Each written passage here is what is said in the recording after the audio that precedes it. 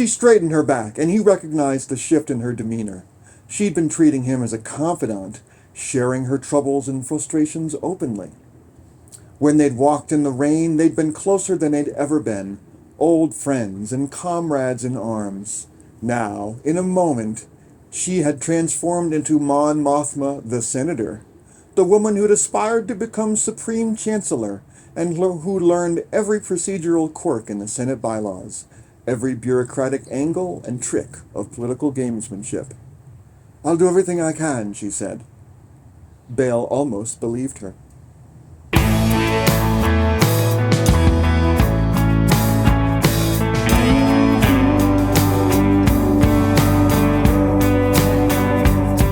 Welcome to Billy's Books. Today we're going to read another Star Wars book, or talk about another Star Wars book.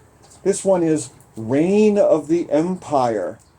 I don't know if you're enough of a fan to be paying attention to what's going on with the Star Wars television world, but we just finished up Andor Season 2, which is the series finale, which leads to Rogue One. We saw in Season 2 a lot of, I guess Season 1, a lot of Mon Mothma and some of Saw Guerrera and a little bit of Bail Organa. This book is all about Mon Mothma and Saw and Bail. And it's early on. It's pretty much right. It starts right after, pretty much a couple weeks after Order 66. So the Empire is just sinking in all it's just beginning to show its full might and meanness. Bail is one of the few people that suspects that Order 66, was a master plan by the Emperor, and he also suspects that the Jedi were, set up and everything like that. He believes in the Jedi, having worked with them so much. He didn't believe that they'd suddenly turned bad. So he's really suspicious, and he's on a quest to find proof that the Empire fabricated lies about the Jedi to justify their killing them all, or most of them. Saw Guerrera, and so basically it's about these three leaders. They represent the three leaders: Senator Mothma, Senator Organa, Bail Organa, and then Saw Guerrera, the revolutionary / terrorist or whatever, and how they interact. So what's interesting is you see in some things in Andor where Mon is getting a little more radical, and Bail's like, I'm gonna stay back and hold on in the Senate and act, centrist while you go and expose yourself, because Mon did that famous speech. In this book, which is a little bit earlier than those scenes, Bail is the more wild-mouthed one, and Mon is more concerned about saying the right thing and being careful. So it's really interesting to see how those things dynamic. And so Mon is trying to juggle Bail with his big mouth but charisma, and he's okay with policy, but he's really good with charisma. Whereas Mon Mothma is really good with policy and a very good speaker, but she doesn't have quite the charisma that he does. So they kind of yin and yang each other to advance, and but they also worry each other. Like Bail thinks that Mon's too careful, and conversely, Mon thinks that Bail is too reckless, at least at this point. Then obviously those things change. They both feel like Saw is too reckless, of course, and it's interesting. This is another. Alexander Freed's written a few Star Wars books. He has a tendency to get more technical than some of the other ones. So there's a lot of policy wonk and stuff in here. But also, what he's very good at is showing the mindset of everyone and their different mindsets. So even the good guys and the bad guys, he does a pretty good job, or at least self-congratulatory job, of seeing into the minds of the bad guys and how they think. And of course, they have their own mindset. So one character into whose mind we can see is Sujin. That's how I would pronounce it, Soujen.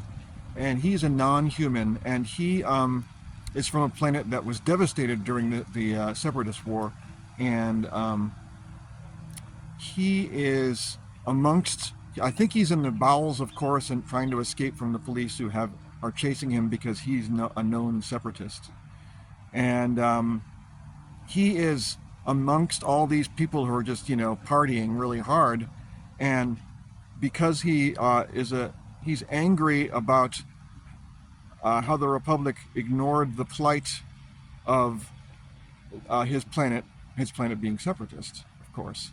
He's amongst these partiers and he's like angry because they're having fun instead of, feeling bad about the war or whatever. And he's like asking people, what did you do during the war? And they're like, what war? And he's like, oh my God. And he sees some people who had been once enemies swimming together in a pool, and he's just disgusted by that. The peace disgusts him because he's so devastated by the war. I'm going to be really vague about this book because it's so much minutia in this book that if you're a policy wonk and you want to understand the intricacies of the early era of how the Republic became the Empire and that slow transition and how the senators deal with it, this is a good book for that. If you just want action and adventure and people shooting each other, there's a little bit of that because it's Star Wars, but this is a relatively heady book, just so you know.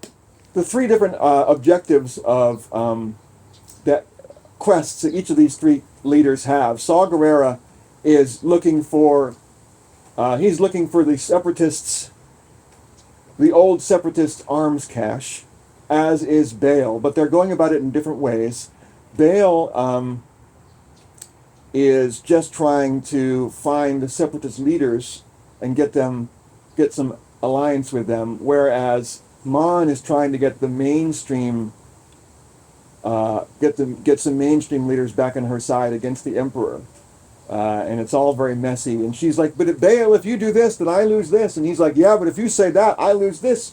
And it's just all this balancing and stuff that politicians have to deal with, and that's kind of what this is all about: balancing expectations, dealing with your allies who aren't always in conjunction with what you're doing, and even just like insights into you get to see more of Saw Guerrera's mindset, because he makes sense to himself, and he's got his principles, and they are principles.